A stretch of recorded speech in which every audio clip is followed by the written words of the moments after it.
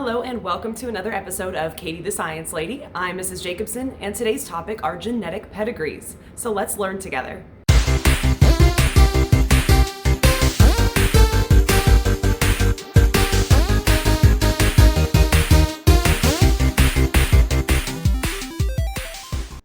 Let's get to it. Today we're going to be talking about genetic pedigrees. And as you can see, we've got a family tree in the background here, so it's going to be fairly closely related to a family tree, but have to deal a little bit more with our genetics. We're looking at tracking traits through families because that's what we use a pedigree for. You may have heard a pedigree before referred to as maybe a dog having a pedigree, and that's basically just having a specific lineage or genetic composition, basically. So a pedigree is a graphic organizer, just like a family tree is. It's a simple graphic organizer, but it's one nonetheless. It's used commonly by geneticists to track the frequency or the kind of chance of a trait popping up in a family.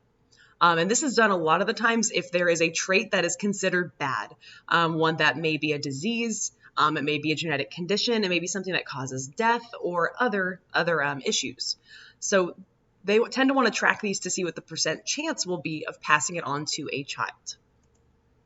So things like sickle cell anemia or even high cholesterol, also called hypercholesterolemia, that's a specific way, a genetic condition to cause high cholesterol. These things can be tracked through families using a pedigree because they are pretty predictable in how they're passed on. Some examples of these, you can also look at phenotypes like eye color, dimples, freckles, all those kind of simple genetic crosses that we've been doing in the past couple of weeks in class. And for those of you watching online, you've probably done some simple genetic crosses with Punnett squares before. These can be used to determine if a trait is genetic and if it has been genetic. If this is very rare, but if there's a mutation that occurs and something pops up in a family, you can take a look at a pedigree and see if it's happened before in family history to see if it is something that's been passed down, maybe it's been hidden for a generation, or if it's just something that has popped up recently. So you can use this to kind of track that trait back several generations. We can also use it to predict risk in the future generations. This is really what we're using it for. This is the big idea here. We're seeing what the percent chance is of passing on a specific trait, disease, or condition to a new generation or a new child. And that's why we're using these pedigrees. So we have a couple of pedigree symbols to go over. I'm just going to leave this chart up here while I talk because I know you can read. So every single person in the family tree is represented by a symbol, and they can be either affected, which means they have the trait, whatever the trait is that you're looking for. They can be unaffected, meaning they don't have the trait at all, or they can be a carrier, which means that they don't show the trait, but they can pass an allele on to their children. In a simple example, let me kind of go with it this way. Blue eyes are recessive. So if I do not have blue eyes, for example, but if I were a carrier, I could have my normal brown eye allele, which I have brownish eyes, and I could also have the little recessive blue eye allele hidden. It would make me a carrier for blue eyes technically. Normally, we use the carrier as a way to determine diseases. So if someone has sickle cell anemia and they're a carrier, they will not have the full-blown effects of sickle cell disease in their body, but they will carry that allele for it and be able to pass it on to their children. So a carrier just means that they can pass the affected allele, whatever that might be, on. So when we look at how a pedigree is organized, there are a couple different important things to see. Every single row represents a different generation of people. That means that, let's say me and my sister would be exactly in a line with each other because we're in the same generation. My parents would be above me because they're above me, sorry if I can't see my hand, in a different generation. So they're going to be separated in that way. Connecting lines show direct relationships between family members. So for example, my mom and dad would have a line going to me because I am their child.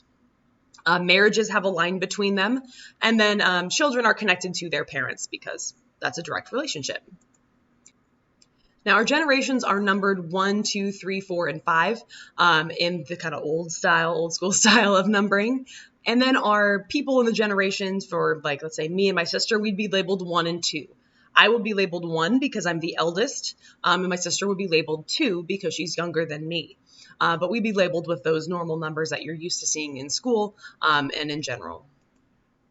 So here's example pedigree. So if we take a look at it, I'm going to go ahead and point out a couple of things to us. Again, we have our numerals here, 1, 2, and 3, for our different generations, 3 being the youngest generation. So 1 would be the oldest generation. Keep that in mind. No matter what the number 1 is, if it's like in our numeral form here, or if it's more of our Arabic form, they're going to be the oldest. So here we have grandpa and grandma. I'm going from this person here's perspective. So this would be their grandpa and grandma. Grandpa's oldest, so he's 1. Grandma's younger, so she's 2. These 2 married, and they had 3 children.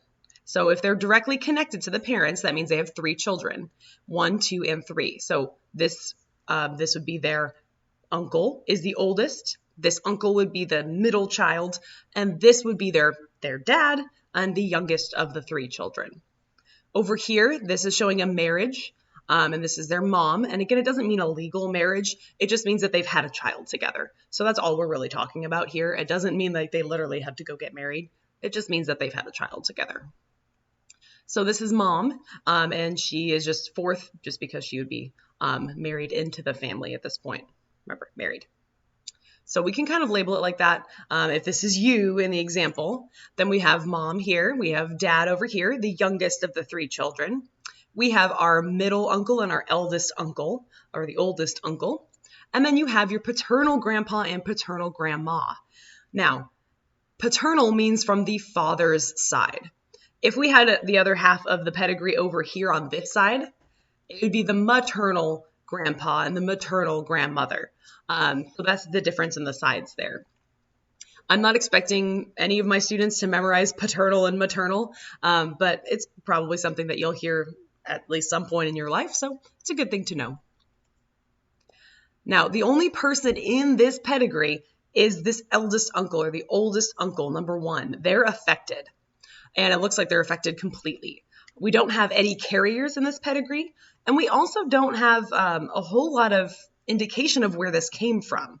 We would need to know more information about the great-grandparent generation up here to see if it's possible that this trait was passed down. Now, if they're completely affected, then likely it is either hidden in these grandparents, but they don't appear to be carriers. So it would be very difficult for this to have been a genetic trait that came from above, unless it was just a dominant trait. We have a couple of different patterns that can follow. So autosomal dominant is a condition where you have 1 mutated allele causing symptoms. So all this means is that you have 1 allele for the disease, and that means that you have it. It's dominant, meaning that if you have 1 copy of it, it's what you will see. It's what will show through in your phenotype, your physical appearance. So it's dominant because you can see all those disease traits with just that single copy. On the flip side, we have autosomal recessive. For this kind of condition, you'd need 2 mutated alleles to get the full disease symptoms. So this is kind of a tricky situation. So I'll give you an example. Autosomal recessive conditions, an example of one would be sickle cell disease. Sickle cell disease, to be completely expressed, you have to have 2 of the mutated alleles. So 2 of the non-normal alleles, if you want to call it that.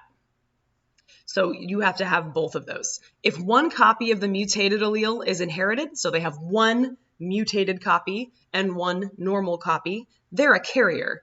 And for the most part, they'll appear normal. But sometimes they can have some small indications of the disease. So just because you're a carrier doesn't always mean that you're completely exempt from everything with that condition. Sometimes you may have a little bit of the disease. In sickle cell, we see that sometimes. But for the most part, it means that you appear normal. So over here, Marfan syndrome is a dominant condition, an autosomal dominant condition. You see this a lot, or more commonly, I guess, with basketball players because they are typically much taller. They have longer hands. They may have a pressed-in chest, and they can have some issues with their heart. So there have been some basketball players in the past decade that have had Marfan syndrome. I believe one of them was from Baylor University. It's very tall. So that's something that you can see there. and that is passed down. It is dominant. So it is pretty obvious when it's passed down because you need only one copy of that gene. Now, autosomal recessive, on the other hand, like I said, is sickle cell disease, which causes your red blood cells to change shape, making it more difficult to get oxygen and more difficult for them to travel through your bloodstream. And again, you can be a carrier for sickle cell disease with just one copy of the allele, and you may have a completely normal life sickle cell-wise. You may exhibit some symptoms, but usually not. All right, let's do an example pedigree really quickly here.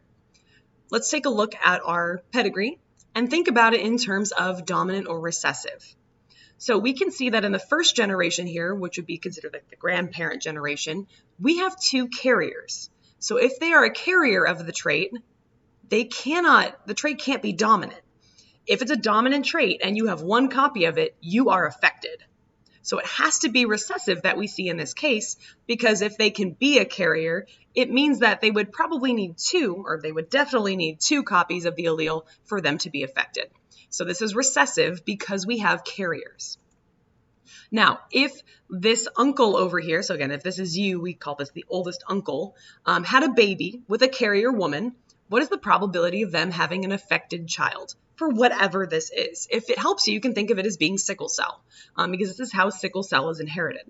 So if Uncle 1 over here has sickle cell and has a baby with a carrier woman, what is the probability of having an affected child? Let's take a look. So dad is affected. Mom is a carrier, so she has one normal allele, and that's what's showing through. So when we take a look at this, we've got big D, little d for the mom on top.